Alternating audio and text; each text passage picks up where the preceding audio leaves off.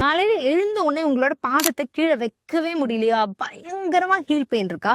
அப்படின்னா இந்த டிப்ஸை ஃபாலோ பண்ணுங்க. உங்களுக்கு ரொம்பவே ஹெல்ப்ஃபுல்லா இருக்கும். இந்த மாதிரி வீடியோஸ்க்கு எங்க பேஜை ஃபாலோ பண்ணிக்கோங்க.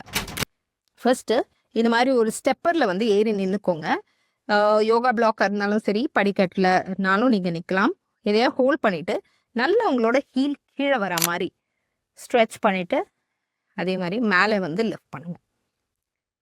ஒரு பொசிஷன்லையும் 10 to 20 செகண்ட்ஸ் அப்படியே ஹோல்ட் பண்ணுங்க. இது உங்க காஃப் மசிலை நல்லாவே ஸ்ட்ரெச் பண்ணி கொடுக்கும்.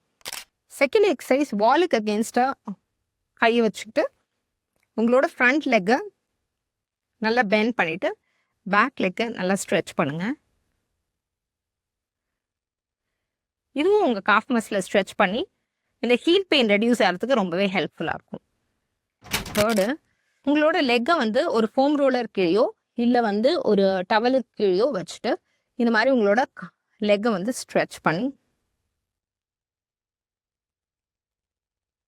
கொண்டு ட்ராப் பண்ணுங்க.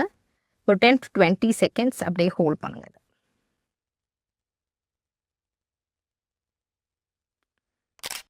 இது மாதிரி ஃபோம் ரோலரை உங்க காஃபு கீழே வச்சுட்டு நல்லா ரோல் பண்ணுங்க. இதை